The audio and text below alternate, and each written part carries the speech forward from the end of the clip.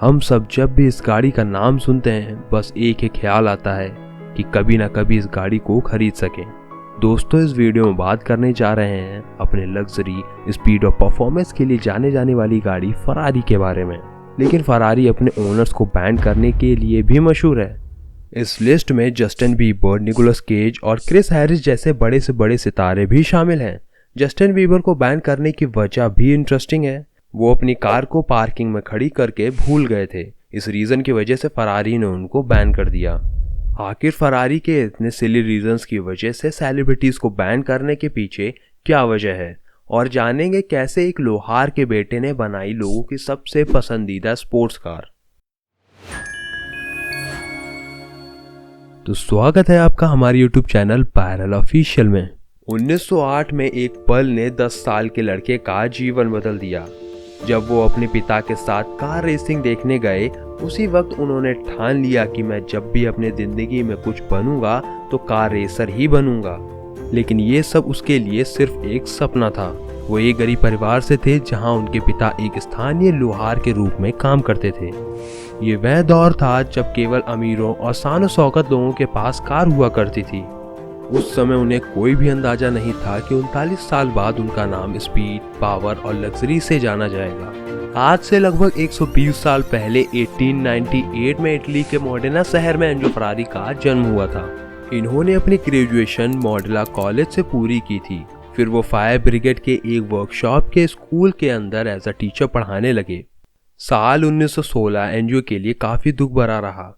एक महामारी की चपेट में उनके पिता और उनके भाई की मृत्यु हो गई। इसके बाद जब विश्व युद्ध हुआ तो एंजो अपनी देश की सेवा में लग गए, पर जैसे ही विश्व युद्ध खत्म हुआ तो वो दूसरी जॉब की तलाश में निकल गए, क्योंकि ये जॉब उनके हाथ से चली गई थी। एंजो ने जानी मानी कंपनी फिएट में जॉब के लिए अप्लाई किया, पर वैकेंसी खाली ना होने की वजह से उन्हें वहां रखा नहीं गया। स्थिति खराब थी और उन्हें जॉब की बहुत ज्यादा जरूरत थी। फिर कई जगह भटकने के बाद एंजियो को तुरीन शहर में एक टेस्ट ड्राइवर की जॉब मिल गई। साल 1919 में इनके जबरदस्त कार टैलेंट की वजह से इन्हें प्रमोट करके कार रेसर में रख दिया गया। मतलब इनका जो सपना था वो अब वहीं पर आ गए थे। एंजियो ने कई सारी रेसिंग में भाग लिया और उन्हें जीता भी, पर साल 1925 में उनके सबसे अच्छे दोस्त की रेसिंग में ही मौत हो जाती है। तब से वो थोड़ा डरे डरे से लगने लगे थे और इन्होंने ये सोच लिया था कि अब वो रेसिंग से अलविदा कर देंगे। और फाइनली जब उनका बेटा हुआ 1932 में, तब उन्होंने रेसिंग हमेशा के लिए छोड़कर एक जॉब करने लगे। पर उनका विवाद हो जाने से उनको वहां से निकलना पड़ा और यहीं से एंजो ने अपनी खुद की कंपनी खोली जिसका नाम फरारी रखा।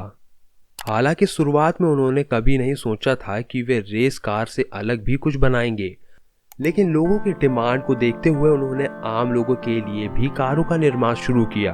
फरारी की कारें दुनिया भर में लोगों की पहली पसंद बन गई। ली मैंस रेसिंग ट्रैक पर फरारी की कारों का कई सालों तक राज रहा।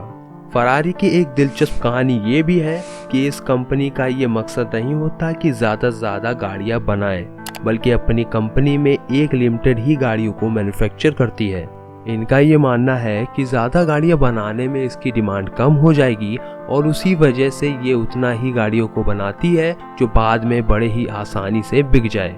इसकी गाड़ियां खरीदने में केवल पैसा ही नहीं लगता, बल्कि आपको साबित करना पड़ेगा कि आप उस लायक हो कि नहीं। अब फरारी की ब्रांड वैल्यू बने रहने की वजह थोड़े बहुत उनके लॉयर्स भी हैं, क्योंकि फरारी अपने कस्टमर को कार बेचते वक्त उनसे कॉन्ट्रैक्ट साइन करवाती है जिसमें कि कई सारे बातें लिखी होती हैं कि आप फरारी में कोई भी मॉडिफिकेशन नहीं करा सकते, फरारी को 1 साल के अंदर बेच नहीं सकते, अगर 1 साल बाद बेचते भी हैं तो पहला मौका उनके डीलर्स को देना होगा।